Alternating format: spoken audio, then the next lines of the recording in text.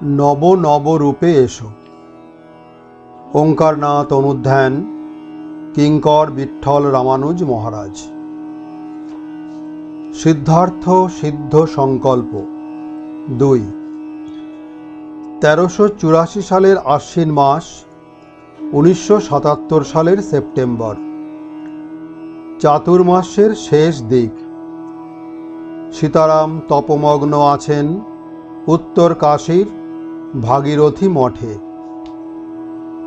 শ্রী গুরু গিরিরাজ ও গঙ্গার ত্রিবেণী সঙ্গমে একটি সাধন ভজন পরায়ণ ক্ষুদ্র সেবক দল প্রেমানন্দে দিন অতিবাহিত করছেন। আশ্বিনের প্রথম ভাগ। এরই মধ্যে ধীরে ধীরে শীতের পদসঞ্চার ঘটল। প্রকৃত্তা হিমকোষাঢ্যা হিমবান হিমবান গিরিঃ। হিমালয় স্বভাবতই প্রভূত হিমের আকর, তাতে আবার শীতের সমাগম। ভক্তগোষ্ঠী চঞ্চল হয়ে উঠলেন। সকলেই প্রায় মানসে লোটা কম্বল বাঁধতে শুরু করলেন। কিন্তু গোল বাঁধল শ্রী গুরুদেবকে নিয়েই। তাঁর দৃঢ় সংকল্প, তিনি কিছুতেই এখন ভাগীরথী মঠ ত্যাগ করে অন্যত্র যাবেন না। কারণ মঠের নির্জনতা, সাত্ত্বিক বাতাবরণ, উন্নত আর সান্নিধ্য সমস্ত কিছু তাঁর ধ্যানাবস্থার অনুকূল।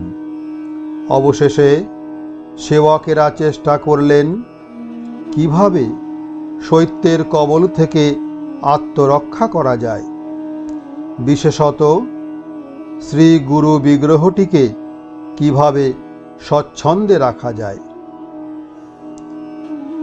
সন্দিগ্ধ মনে রুম হিটার ইত্যাদির দ্বারা কিঙ্কর বিপুলানন্দজি একটা প্রাথমিক চেষ্টা করলেন বটে, কিন্তু ঠাকুর সেটি ব্যবহার করতে যথারীতি নারাজ হলেন। অবশেষে তিনি উদ্যুক্ত হলেন কিভাবে কাঠের ঘরটিকে প্লাইউড ইত্যাদির আন্তর আবরণ, বাইরে সিমেন্টের দেয়াল, এই পদ্ধতিতে শৈত্যমুক্ত করা যায়। নানা কারণে সে প্রয়াসও সার্থক হলো না। ক্রমশ শীতের প্রকোপ বৃদ্ধি পেতে লাগল।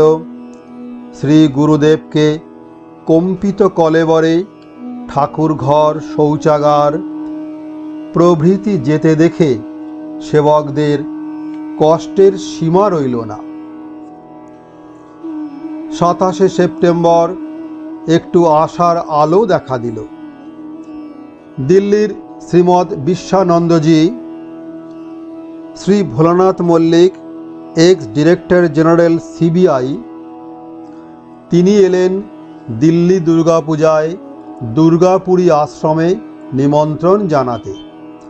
নানাবিধ প্রাথমিক আলোচনার পর উপযুক্ত মুহূর্তে তিনি শ্রী শ্রী ঠাকুরকে পূজায় দিল্লিতে নিয়ে যাবার প্রস্তাব ও প্রার্থনা জানালেন। বিশ্বানন্দজি বিশেষ জোর দিয়েই বললেন, বাবা, আপনাকে দেখতেই সেখানে সবাই সমবেত হয় পূজা উপলক্ষ মাত্র। আপনি না গেলে পূজা বন্ধ হয়ে যাবে। তাঁর প্রতি অতুলনীয় স্নেহ করুণা সত্ত্বেও দৃঢ় প্রতিজ্ঞ ঠাকুর অনমনীয় রইলেন। তাঁর পদং ন গচ্ছামি ভাবের কোনো পরিবর্তন লক্ষিত হল না।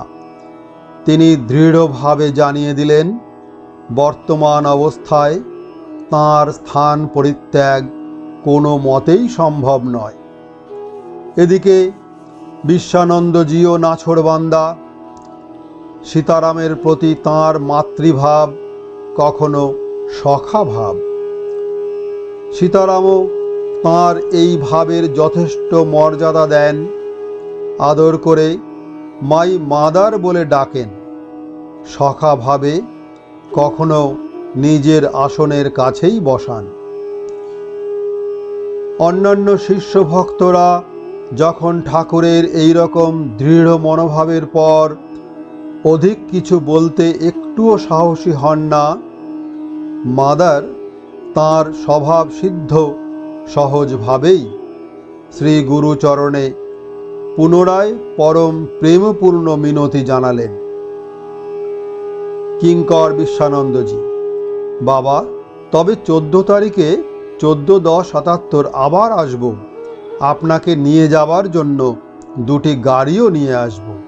আসবো তো বাবা?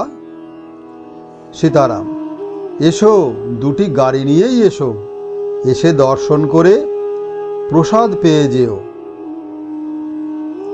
কিঙ্কর বিশ্বানন্দজি এতক্ষণ একটা মিষ্টি কথা বললেন। এবার এসেছি, কেবলই বলছেন যাব না আর যাব না। তাহলে আসবো না বাবা? আপনি দুর্গাপূজায় যাবেন তো বাবা? সীতারাম: এসো, আর যদি সাধ্য থাকে তো নিয়ে যেও সহাস্যে। বিশ্বানন্দজি শয্যাতেই সীতারামকে আলিঙ্গনাবদ্ধ করলেন। সীতারামের মুখে ফুটে উঠল মধুর মোহন হাসির রাশি। ভক্ত ভগবানের মিলন দৃশ্যের উপস্থিতি। এখানেই যবনিকাপাত হল। তবে নাটকটির পরিসমাপ্তি ঘটল আরও কিছুদিন পরে। 14ই নয়, 15ই অক্টোবর বিশ্বানন্দজি এলেন ঠাকুরকে নিয়ে যাবার জন্য সজ্জিত হয়েই। তাঁর এই সদিচ্ছায় সকলকারই প্রাণ আনন্দে পূর্ণ হল। যেমন সঙ্গী সেবকেরা চাইছিলেন, মাতৃহৃদয় বিশ্বানন্দজি তদ্রূপ বা ততোধিক চাইছিলেন যে কোনো প্রকারে, যে কোনো ছলে সীতারামকে অনতি বিলম্বে উত্তর কাশী হতে স্থানান্তরিত করা। হিমালয়ের শীত ঠাকুরের প্রাচীন দেহে সহ্য হওয়া একান্তই অসম্ভব।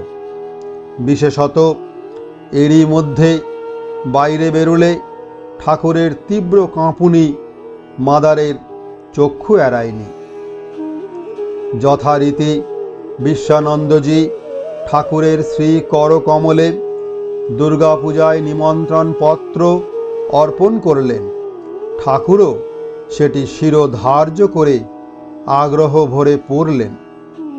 এবার মাদার কাতরভাবে শেষবারের মতো একবার প্রার্থনা করলেন, ঠাকুর পূর্ববৎ অটল অচল।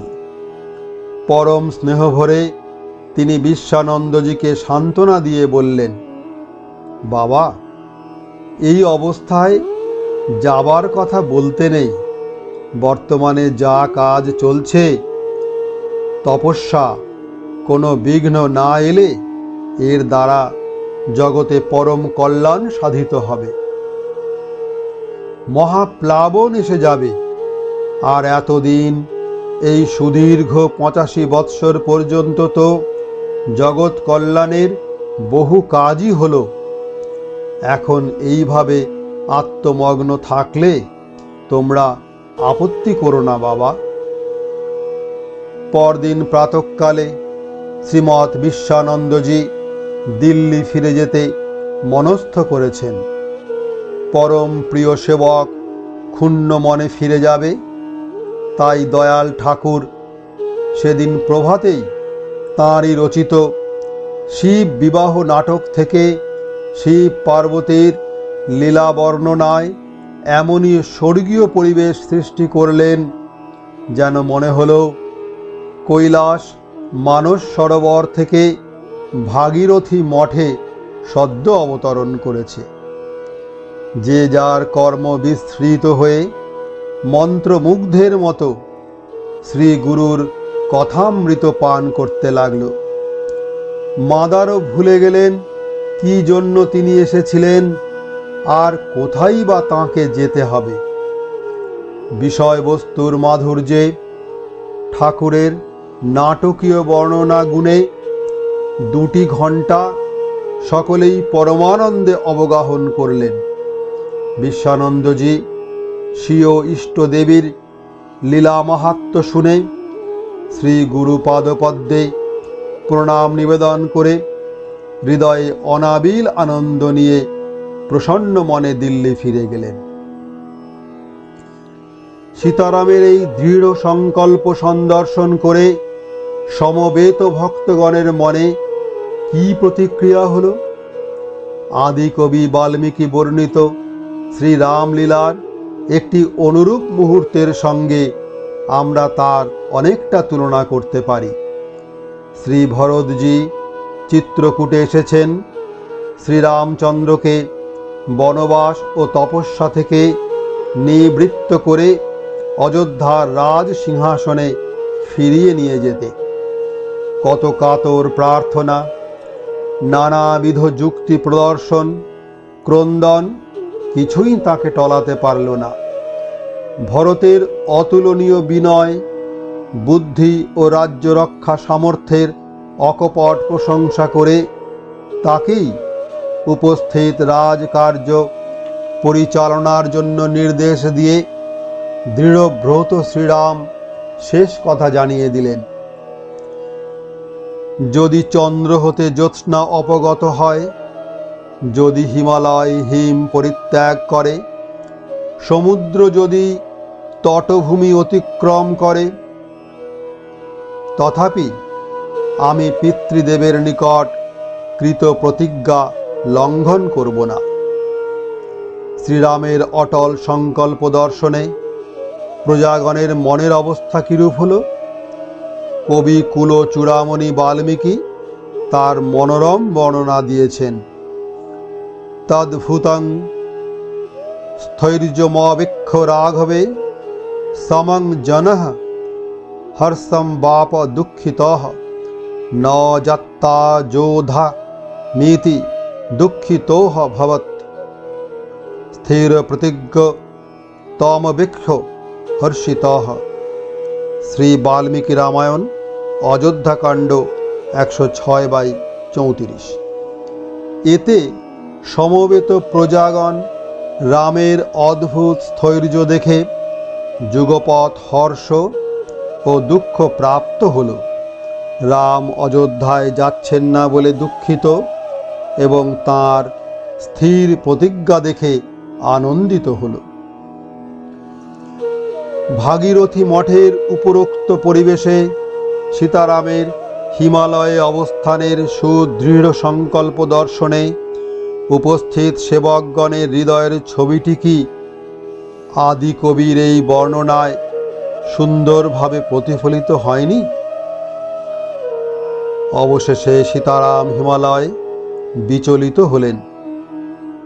উপনিষদ বর্ণনা করেছেন, তদেজ্যোতি তন্নৈ জ্যোতি, তিনি চলেন আবার চলেন না। সীতারাম সাধারণত সংকল্পে অচল অটল হলেও কখনো কখনো বিচলিত হন বৈকি। হিমালয় হতে সীতারামকে আশু স্থানান্তরিত করা প্রয়োজন, এই আবেদন দিগসুয়ে পূজ্যা পরম গুরুমাতার কর্ণেও পৌঁছেছিল।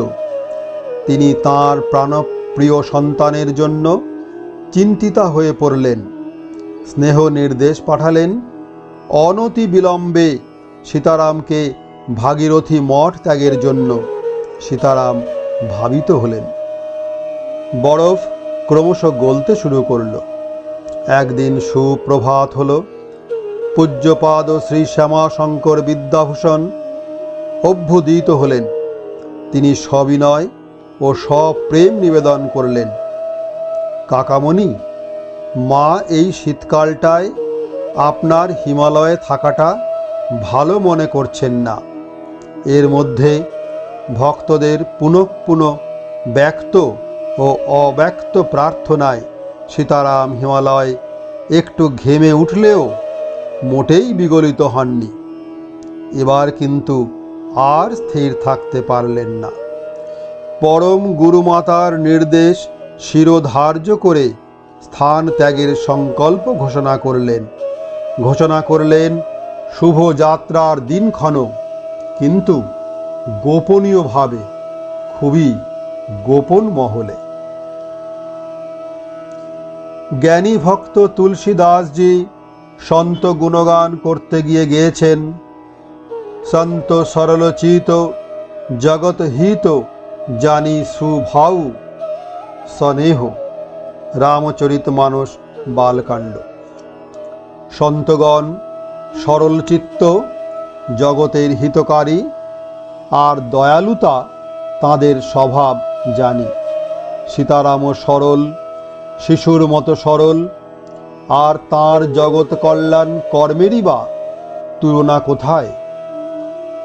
পূর্বেই বলা হয়েছে, সীতারাম পরম গুরুমাতার আদেশে শেষ পর্যন্ত বাধ্য হয়েই ভাগীরথী মঠ ত্যাগের সিদ্ধান্ত নিয়েছেন। কিন্তু সমস্ত ব্যাপারটাই অতি গোপন।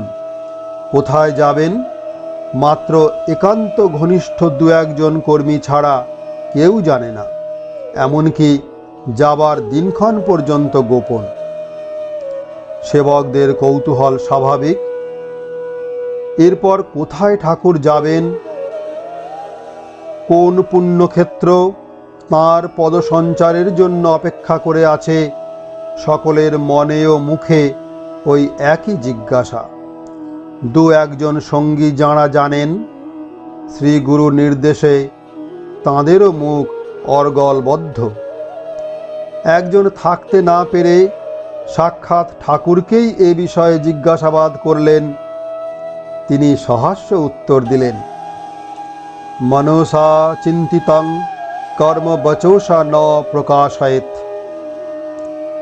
কিছুকাল যাবৎ সকলেই একটা উত্তেজনার মধ্যে, একটা অস্থিরতার মধ্যে দিন কাটালেন, কিন্তু ৩-৪ দিন যেতে না যেতেই কিমাশ্চর্যং অতঃপরম প্রায় সকলের মুখেই শোনা গেল, ভবিষ্যৎ অজ্ঞাতবাসের স্থান ভাগীরথী মঠ ত্যাগের দিনক্ষণ, এমনকি বাংলার মাত্র কয়েক ঘন্টার জন্য কোথায় পদার্পণ করবেন সে সংবাদও। কিন্তু এই গুজ্জাতিগুজ্জ সংবাদ প্রকাশ করে দিল কে? এমন বিশ্বাসঘাতকতা করল কোন দুষ্ট সেবক? তদন্তে জানা গেল এর মূলে স্বয়ং নটরাজ। তিনি নিজেই তাঁর গোপন সংবাদ ফাঁস করেছেন প্রায় সকলের কাছেই, তবে প্রত্যেকের কাছেই একান্ত গোপনীয়ভাবে। কেবলমাত্র তাই নয়, বিপুলানন্দজি একদিন মুখ ভার করে দুশ্চিন্তাগ্রস্ত হৃদয়ে জানালেন, বাবা, যে পত্রেও এই সংবাদ বাইরে ছাড়ছেন, লোকদের ডাকছেন, শেষ পর্যন্ত ভিড় আটকানো মুশকিল হবে। সর্বশেষ পরিসংখ্যানে জানা গেল, মঠের মাত্র 2 জন ব্যক্তির কাছে সীতারাম এই গোপন সংবাদ পরিবেশন করেননি। তারা মঠেরই স্থায়ী সেবক ও বাসিন্দা। তাঁদের মধ্যে একজন এই নিয়ে একটু মনক্ষুণ্ণ হলেন। কিছুটা অভিমান ভরে ঠাকুরকে বলেই বসলেন, বাবা, এই খবর তো আপনি নিজে প্রায় সবাইকেই বলেছেন, আমরা 2 জন বাদ গেলাম কেন? তদুত্তরে সরল সীতারামের সহজ উত্তর, আরে বাবা, তোমরা তো এখানেই থেকে যাচ্ছ, এ খবর তোমাদের বলে কি লাভ? কি অভিনব মধুর যুক্তি! যাঁদের তাঁকে সেই ভবিষ্যৎ নিভৃত নিবাসে গিয়ে বিরক্ত করার কোনো সম্ভাবনা নেই, মাত্র তাঁদের কাছেই এই সংবাদ একান্ত গোপ্য। বাকিদের কাছে গোপনীয়তা নিষ্প্রয়োজন, অবান্তর। এর পরবর্তী ঘটনা সর্বজন বিদিত। সীতারাম কার্তিকের শেষে যাত্রা করে 2রা অগ্রহায়ণ বাংলায় পৌঁছান এবং পরম গুরুমাতাকে দিগশুয়ে প্রণাম জানিয়ে ওই দিনই বিনা কাল ক্ষেপে পুরীধামে পৌঁছান। সেখানে গিয়ে অচিরেই শুরু হয় মৌন লীলা। অবশেষে সর্বসঙ্গ ত্যাগ ও অনির্বাণ তপস্যা। বাধ্য হয়ে স্থান ত্যাগ করতে হলেও প্রকৃতপক্ষে সীতারাম তাঁর তপস্যার যে শুদ্ধ সংকল্প ছিল তা থেকে কোনো রকমেই বিচ্যুত হলেন না। 3. সংক্ষিপ্তাকারে একটি ঘটনা। সীতারাম প্রায় সমগ্র ভারতব্যাপী মঠ আশ্রমাদি প্রতিষ্ঠা করেছেন, কিন্তু জয়গুরু সম্প্রদায়কে সমুদ্র হিমাচল ব্যাপ্ত বলতে তখনও ভৌগোলিক বাধা ছিল। হিমালয়ে 3টি মঠ স্থাপিত হলেও পুরী, গঙ্গাসাগর ও ভেটদ্বারকায় সমুদ্র তীরবর্তী আশ্রম থাকলেও ভারতের দক্ষিণতম প্রান্ত কন্যাকুমারিকায় তখনও মঠ প্রতিষ্ঠা হয়নি। তাই সীতারামের অন্তরে কিছু অতৃপ্তি ছিল। সম্প্রদায়ের মঠ আশ্রমাদি হিমালয় হতে কন্যাকুমারিকা পর্যন্ত সুবিস্তৃত থেকে সনাতন ধর্মের ধারা দিকে দিকে প্রবাহিত করে দেবে, এই তাঁর শুদ্ধ সংকল্প ছিল। কিন্তু প্রাথমিকভাবে কন্যাকুমারীতে আশ্রম প্রতিষ্ঠায় বিশেষ অসুবিধা দেখা গেল, কারণ সেই প্রত্যন্ত প্রদেশে গিয়ে কোনো সেবকই আশ্রম নির্মাণের সম্পূর্ণ দায়িত্ব গ্রহণে উৎসাহী নন। জপ ধ্যান পরায়ণ সাধন উৎসাহী সন্ত মহাত্মা সম্প্রদায়ে বেশ কিছু থাকলেও আদর্শ কর্মীর অভাব। দাক্ষিণাত্য প্রচারকালে স্বল্প সময়ের মধ্যেই সীতারাম একবার কন্যাকুমারিকায় জমির সন্ধান করেছিলেন, কিন্তু তেমন সফল হননি। 2 বছর কেটে গেল, স্বপ্ন বুঝি স্বপ্নই থেকে যায়। 1978 সাল।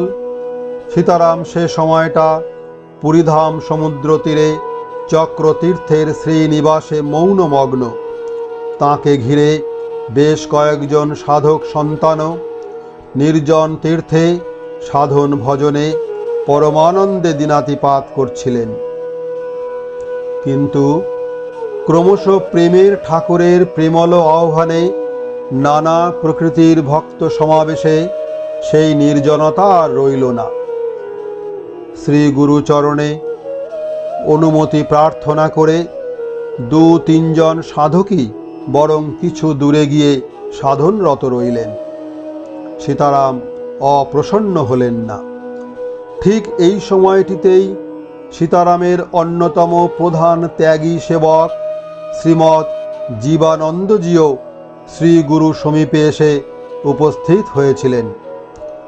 সুদীর্ঘকাল তিনি ভারতের বিভিন্ন আশ্রমে সেবা নিরত ছিলেন। সত্যি কথা বলতে এমন কোনো আশ্রমই সম্প্রদায়ে নেই যেখানে তাঁর কোনো প্রত্যক্ষ বা পরোক্ষ অবদান নেই। কেন্দ্রীয় আশ্রম মহামিলন মঠে তাঁর সেবায় সীতারাম সবিশেষ প্রসন্ন ছিলেন। ওই মুহূর্তে জীবানন্দজিরও প্রাণ চাইছিল কিছুদিন নির্জন তপস্যায় অতিবাহিত করা। এমনিতে দীর্ঘদিনের কর্মযজ্ঞে তিনি কিছুটা মানসিক ক্লান্তিও অনুভব করছিলেন। তাই মনে মনে সংকল্প করছিলেন নর্মদা পরিক্রমায় বহির্গত হবেন। একদিন সীতারামের চরণে অনুমতি প্রার্থনা করলেন, কিন্তু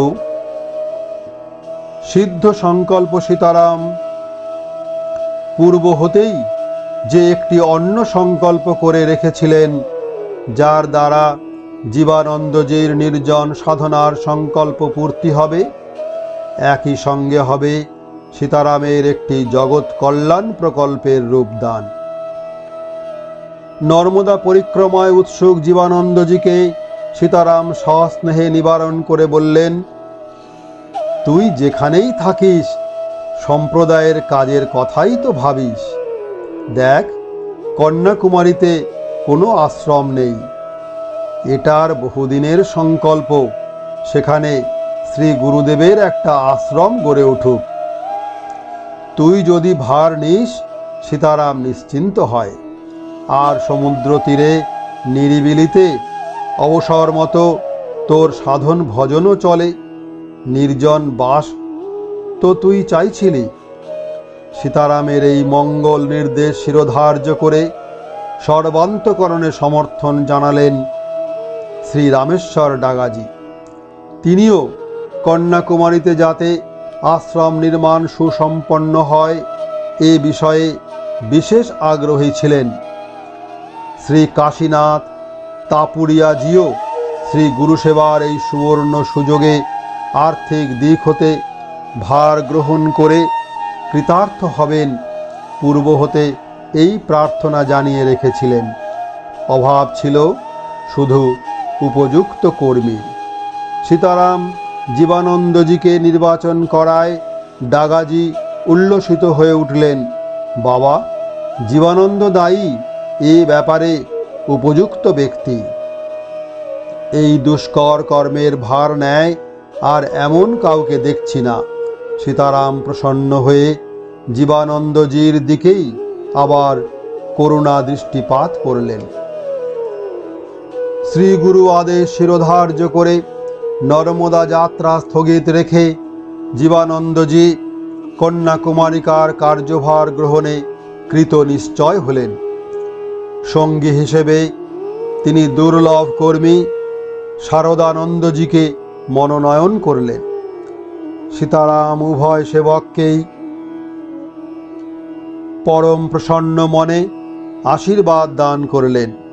শ্রী গুরু আশীর্বাদ মাথায় নিয়ে একদিন উভয়ে কন্যাকুমারিকা যাত্রা করলেন। অচেনা জায়গা, অজানা ভাষা, সম্পূর্ণ বিপরীত রীতিনীতি ও খাদ্যাভ্যাস। তারই মধ্যে অনেক সন্ধানের পর কন্যাকুমারিকার কোভালাম রোডে সমুদ্র তীরে একটি একান্ত স্থানের খোঁজ পাওয়া গেল। কোষাধীশ ডাগাজি এসে স্থান ক্রয়ের ব্যবস্থা করে শারদানন্দজি সহ কলকাতায় ফিরে এলেন। শ্রী শ্রী ঠাকুরের নির্দেশ ও আশীর্বাদ সম্বল করে নির্ভীক সেবক জীবানন্দজি প্রায় 2 বৎসর একাদিক্রমে অবস্থান করে কন্যাকুমারিকায় নির্মাণ করলেন সীতারামের স্বপ্নের আশ্রম। 3 সমুদ্রের সঙ্গমস্থলে ভারত মাতার দক্ষিণ প্রান্তে স্থাপিত হল শ্রী রামানুজ মঠ। সশিষ্য সীতারাম শুধু সেখানে গিয়ে উপস্থিত হলেন না, বেদজ্ঞ ব্রাহ্মণদের, ত্রিদণ্ডী সন্ন্যাসী শিষ্যদের, গৃহী সাধু শিষ্য ভক্তদের আনিয়ে ইচ্ছা প্রকাশ করলেন সেখানে লক্ষ্মী নারায়ণ বিগ্রহ প্রতিষ্ঠা করবার। এদিকে জলাভাবে বিগ্রহ প্রতিষ্ঠা বানচাল হবার উপক্রম। যদিও বা জল কষ্টের মধ্যে জল পাওয়া সম্ভব হয়, অনেক ক্ষেত্রেই সে জল ক্রিয়াকর্মে অব্যবহার্য। কোথায় পাওয়া যাবে অভিষেকের 108 কলসি পবিত্র বাড়ি? কিন্তু কার সাধ্য রোধে তাঁর গতি? সীতারাম বললেন, দেব প্রতিষ্ঠা হবেই, সমুদ্র থেকে আসুক পূজার জল। আদেশ শিরোধার্য করে উচ্চাবচ প্রস্তর সংকুল বেলাভূমি অতিক্রম করে ছুটলেন শ্রীমৎ পরাঙ্কুশ স্বামীর নেতৃত্বে কৈঙ্কর্যপরায়ণ সেবক দল। ভক্ত মস্তক বাহিত হয়ে এসে গেল পূততম সিন্ধু জল। মহাপারাবার রূপী ভগবান সীতারামের দীর্ঘ লালিত সমুদ্র হিমাচল আশ্রম স্থাপনে শেষ সহযোগিতাটুকু করে তাঁর সত্য সংকল্প রক্ষা করলেন। জয় গুরু।